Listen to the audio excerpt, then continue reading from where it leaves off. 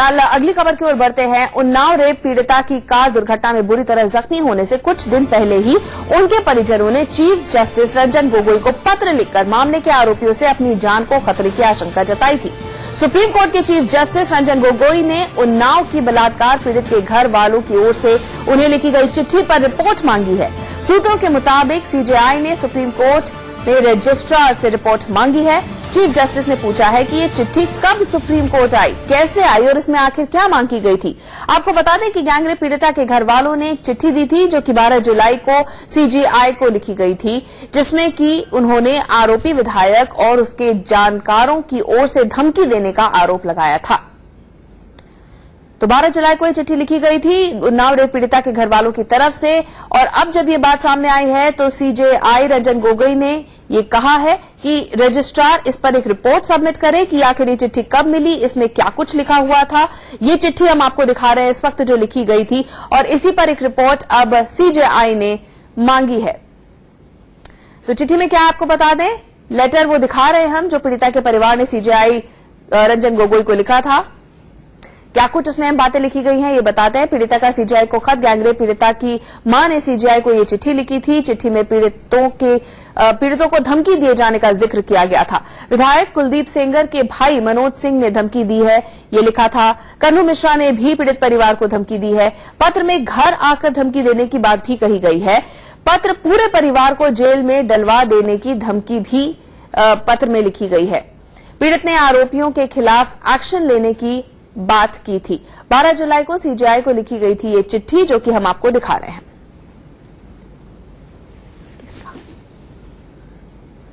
वर्णित गुप्ता हमारे सहयोगी हमारे साथ जुड़ रहे हैं। वर्णित गुप्ता हमारे सहयोगी हमारे साथ जुड़ रहे हैं। वर्णित, अगर ये चिट्ठी लिखी गई थी तो वाकई ये चिंता का विषय है, क्योंकि 12 तारीख को ये चिट्ठी लिखी गई थी, तभी ये कह दिया गया था कि हमें लगातार धमकियां मिल रही हैं, और तभी अगर इस चिट्ठी पर संज्ञान ले लिया जाता तो ये घटना जो परसों हुई है वो नहीं होती।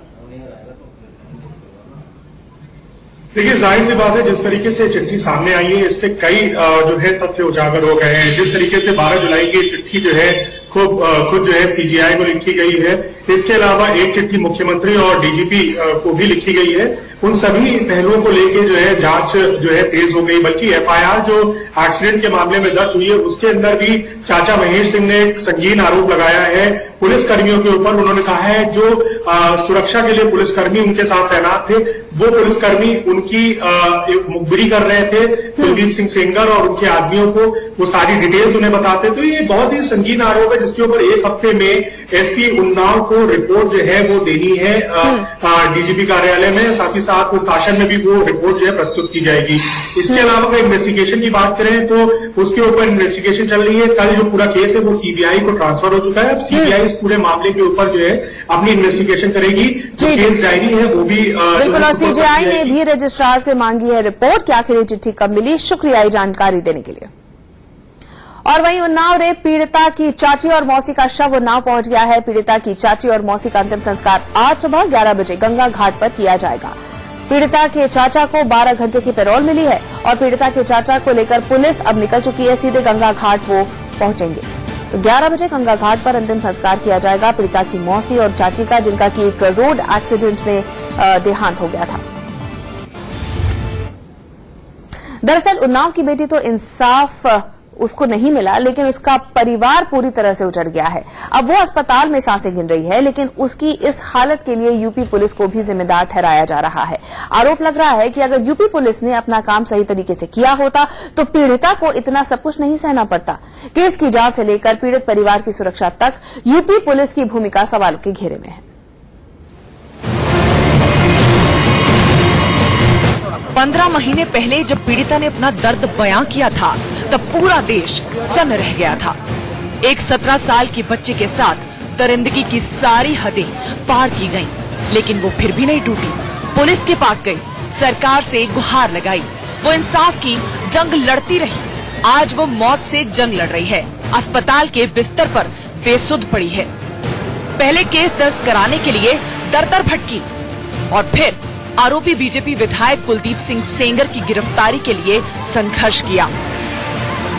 इस बीच धमकी मिली, बाप की पुलिस हिरासत में मौत हो गई, चाचा जेल भेज दिए गए और पीड़िता का जीना मुश्किल कर दिया गया।